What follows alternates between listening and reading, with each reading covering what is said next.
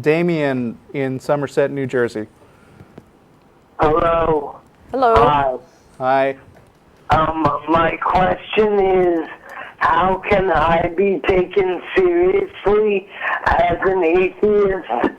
Because I've had an accident where I was in a coma for a month, and everyone will say that it's just my anger at God.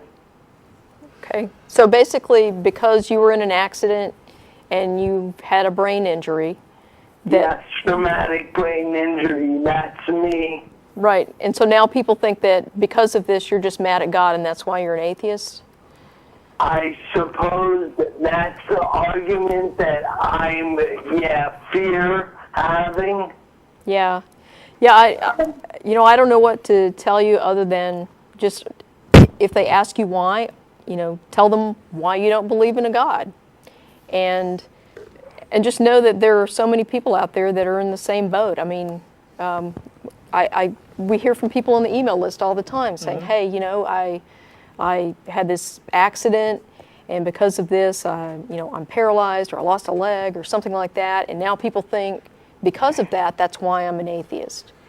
I think it's incredibly dismissive of people that just because you had this accident doesn't mean that you can't evaluate evidence and come to a conclusion that the belief in God isn't justified by the evidence. Yeah. I told the last guy to start a blog, and I actually hate to reuse the advice, but if you're afraid that people will judge you based on the way you speak, then writing can be a really good equalizer. I think it's totally legitimate to be an atheist and it not directly come from the things that have happened to you in life. People have all kinds of experiences, and the point is that atheism is a legitimate philosophical position.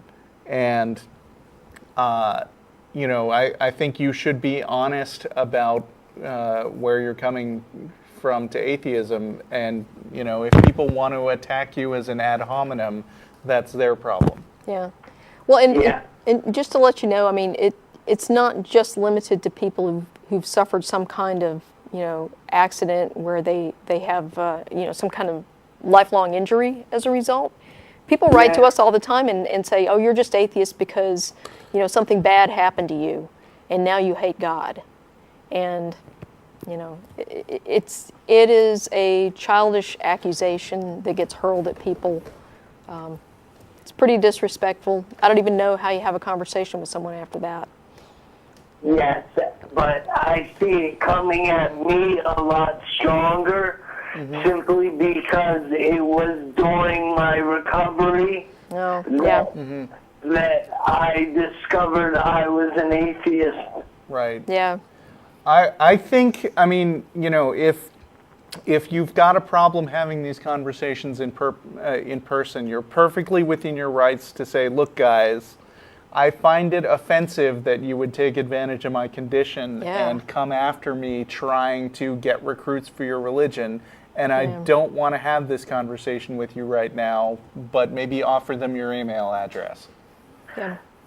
That would be good, but since my accident, I came down with the West Nile virus and went into a coma for the second time.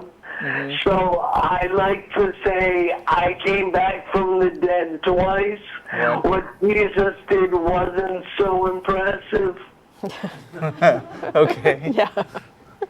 Yeah, no, but because no, I see what you're saying. The West Nile, I have double vision, and reading and writing is difficult. Oh, I see. Okay. Well, the other, I'm trying to think, there's actually some speech recognition software that might help you. And the nice thing about that is that you train it to recognize your voice. So even though you have difficulty with speech, you can train it. And that might be a way of getting, blog posts written. Because Thank you very much for that advice. So, That's the first somebody suggested that. yeah. Okay, good.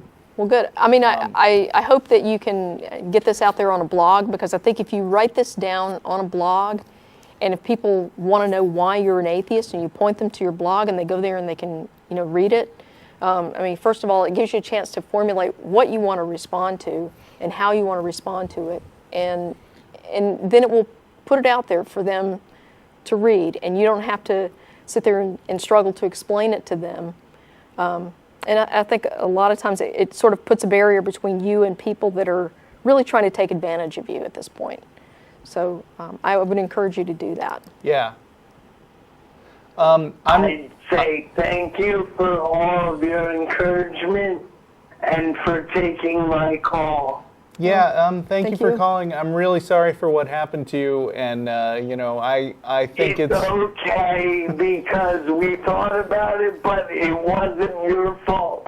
It came down to a close vote, but I said no. Russell had nothing to do with it. Dude, you have an awesome sense of humor. You would make a great blogger. Thank you. Yeah. Bye. Thank you very much. Goodbye. Bye.